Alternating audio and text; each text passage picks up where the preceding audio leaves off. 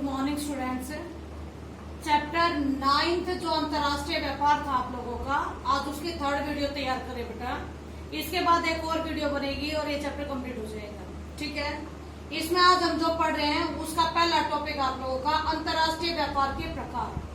अंतर्राष्ट्रीय व्यापार ये वो व्यापार जो एक देश से विभिन्न देशों के बीच होता है, यानी एक देश जब कई देशों के साथ व्यापार करते हैं तो उसे अंतर्राष्ट्रीय व्यापार बोलते हैं। तो अंतर्राष्ट्रीय व्यापार कितने तरह का होता है, तो यहाँ आप लोगों को दो तरह का दिखा रखा है, द्विपार्श्विक और बहुपार्श्विक। हमेशा वर्ड से सृष्टि को सीखना है। ठीक है, तो हम लोग अगर इसका ही मीनिंग निकाल देंगे तो हम लोगों को वैसे ही समझ में आ जाएगा। द्वि मीन्स दो, पार्श्विक यानी पक्षों के बीच, यानी किन्हीं भी दो देशों के बीच जब आपसी व्यापार होता है केवल दो देशों के बीच, तो उसको हम लोग द्विपार्श्विक व्यापार के नाम से जानते हैं। ठीक है, इसके अलावा अगर सेकंड आपका बहुपार्श्विक, बहु यानी बहुत सारे, पार्श्विक मानी पक्ष यानी बहुत सारे देशों के साथ आपस में होने वाला व्यापार। द्विपार्श्विक यानी दो देशों के मध्य होने वाला व्यापार, बहुपार्श्विक यानी बहुत सारे देशों के साथ होने वाला व्यापार। ठीक है बेटा, इसके बाद नेक्स्ट आप लोगों का मुक्त व्यापार की स्थिति। जिस तरीके से आपको लिखा हुआ है समझ में आ रहा है, मुक्त यानी बिल्कुल फ्री। ठीक है, मुक्त व्यापार की स्थिति सबसे पहले हमें समझना यही पड़ेगा कि मुक्त व्यापार आखिरकार होता क्या है। मुक्त व्यापार जिसे हम लोग बेटा आर्थिक उदारीकरण भी बोल देते हैं। इसमें क्या होता है कि विभिन्न देश जब एक देश दूसरे देश में अपनी चीजें बेचने के लिए पहुंचता है तो एक सीमा शुल्क नाम की चीज लगती है जिसको आप लोग टैक्स बोलते हो। ठीक है, ये टैक्स फ्री कर दिया जाता है मुक्त व्यापार में। ठीक है, जिससे जो वस्तु की कीमत है उस पर भी ज्यादा असर नहीं पड़ता है। और इस मुक्त द्वार की नीति या मुक्त व्यापार के कारण आज हमारा विश्व वैश्वीकरण, जिसका एक और वर्ड लिखा हुआ आपकी बुक में भूमंडलीकरण, भूमंडलीकरण कहो या वैश्वीकरण कहो, दोनों का एक ही मीनिंग होता है।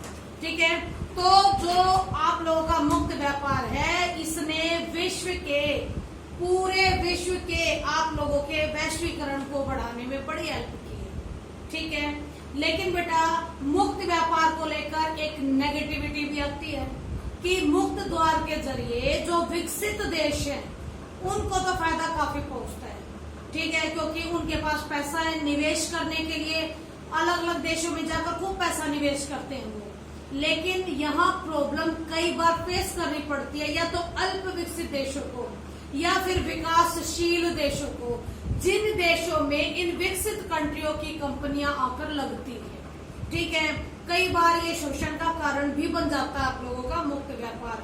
तो मुक्त व्यापार के फायदे तो बहुत है, लेकिन साथ साथ कम विकसित देशों के लिए या विकासशील देशों के लिए ये कई बार क्या बहुत बार आप लोगों की कमी का कारण भी बनता है, जिससे विकासशील देश की अर्थव्यवस्था आर्थिक रूप से किसी विकसित कंट्री के कंट्रोल में होने की स्थिति तक भी पहुंच जाती है।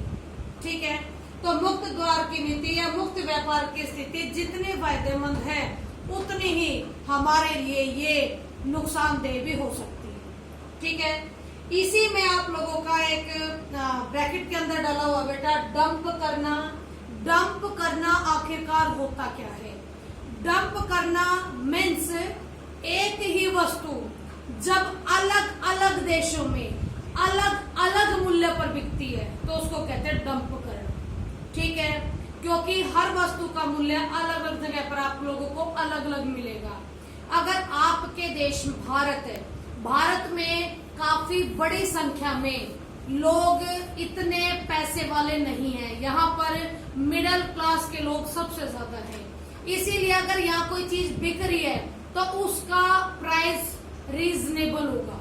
ठीक है, बहुत ज्यादा महंगा नहीं हो सकता, क्योंकि यहाँ के लोगों की जो जीवन स्थिति है, आजीविका है, वो इतनी ज्यादा नहीं है। लेकिन जब यही चीज आप लोगों की विकसित कंट्रियों में बिकना शुरू हो जाएगी तो वो चीज आप लोगों की काफी ज्यादा महंगी हमें वहां पर मिलेगी।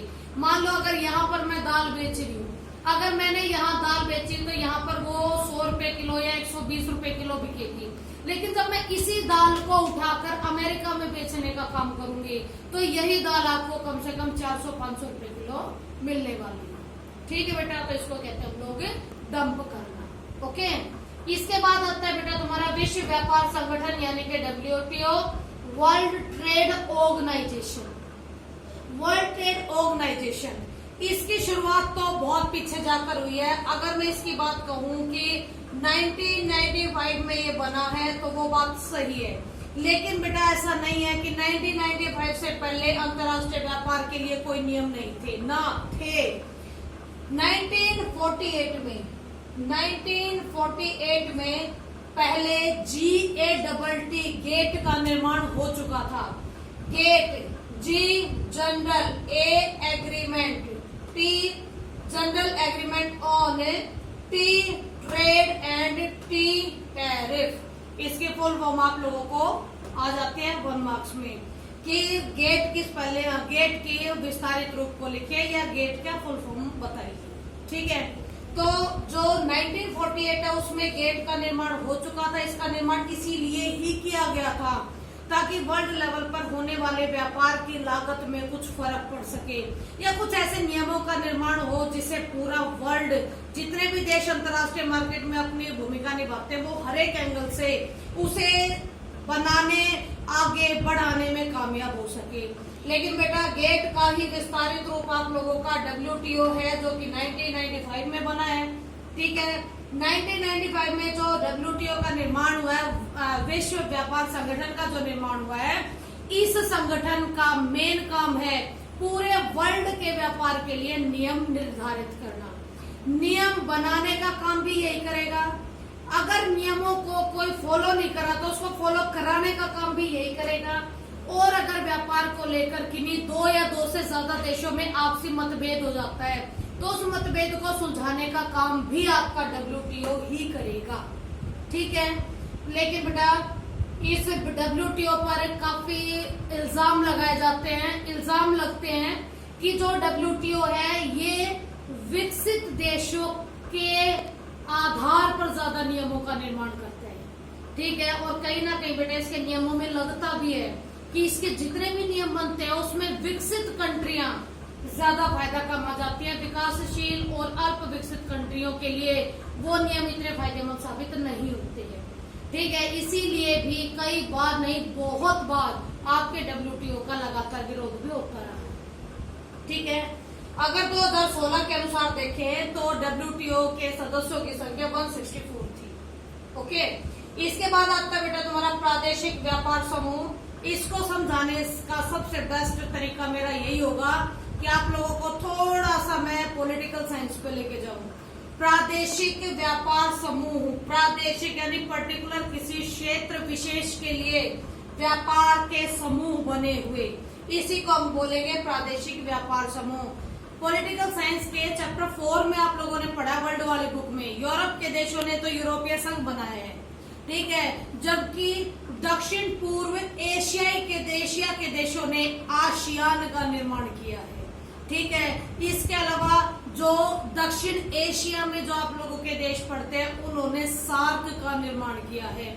ये सारे के सारे आप लोगों के प्रादेशिक व्यापार समूह ही कहलाते हैं। आपकी बुक में इसकी पूरी एक प्रॉपर टेबल बनी हुई है। उस टेबल में इसके हर एक जो मैंने अभी 3 नाम बोले, इनके अलावा भी और भी कई सारे हैं। आप उस पूरी टेबल में से मेन क्या याद करना रहता है जिस पर क्वेश्चन बनता है। सबसे पहले तो ये प्रादेशिक समूह बने कब, ठीक है, इनका बनने का सन दे रखा है, इसके सदस्य देश दे रखे हैं, इनके बीच में होने वाले जो एग्रीमेंट्स हैं थोड़े से वो भी दे रखे। तो आप लोगों को वहां से इस पूरी को पढ़ने का काम करना ही है। ठीक है, इसमें आप लोगों के जो प्रादेशिक व्यापार समूह है, ये प्रादेशिक व्यापार समूह में अगर मैं बात करूं कि वर्ल्ड लेवल पे आज 120 प्रादेशिक व्यापार समूह वर्ल्ड में काम कर रहे हैं और ये पूरे विश्व का तकरीबन 52% व्यापार अकेले ही हैंडल करते हैं। अंतर्राष्ट्रीय व्यापार से संबंधित बहुत सारे मामले हैं, कुछ नकारात्मक भी है, कुछ सकारात्मक भी है। ठीक है, ओके बेटा, इससे आगे का मैं अगली वीडियो में पढ़ाऊंगी। Thank you very much.